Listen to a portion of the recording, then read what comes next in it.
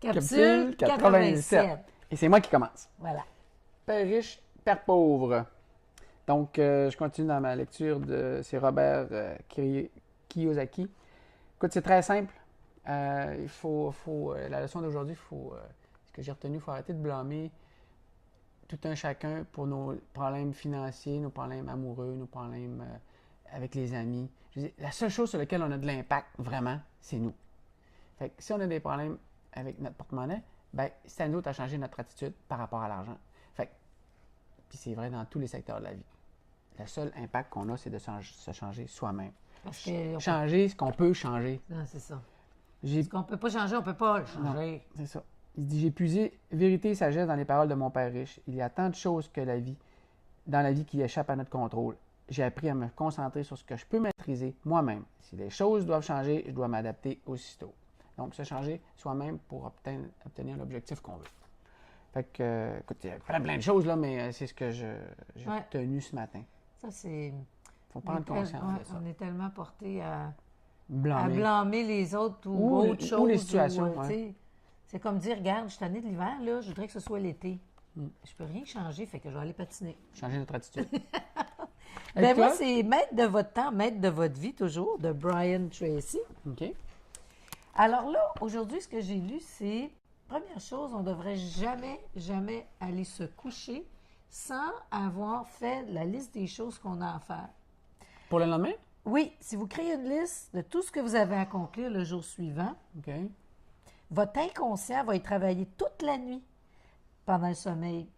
Et vous arrivera souvent ainsi de vous réveiller le lendemain matin avec foule de bonnes idées, puis des moyens de réaliser les tâches, puis tout d'un coup, tout a l'air plus simple. Okay. Et de là, après, donc, avec clarté, mettre les priorités. Parce qu'il faut toujours se souvenir de la loi du 80-20, que 20 de nos actions vont générer 80 des résultats. Donc, il faut se concentrer sur les choses qui ont du pouvoir, donc nos priorités. Et là, il dit d'avoir les idées claires et nos priorités, on les place.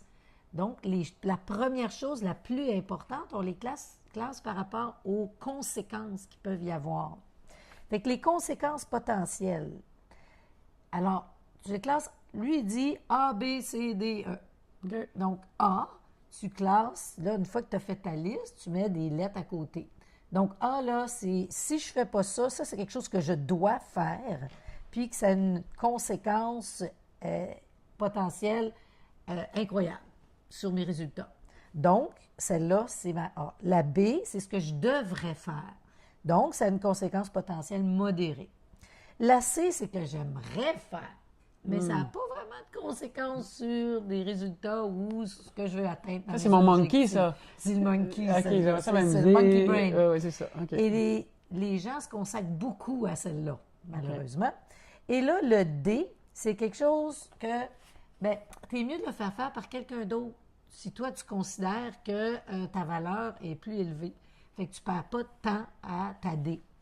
Puis, la E, tu l'enlèves de la liste, puis elle ne changera rien du tout sur ta liste.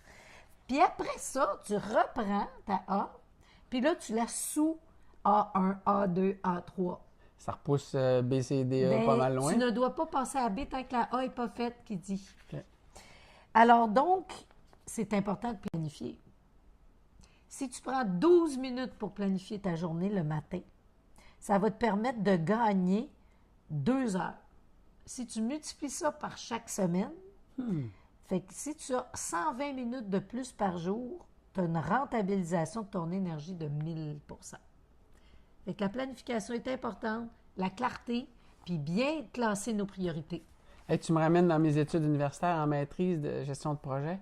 Il disait toute planification, aussi mauvaise soit-elle, est mieux que pas de planification du tout. Et ça va tout à fait. Jim Rohn qui disait If you fail to plan, you plan to fail. Sur ce, à demain!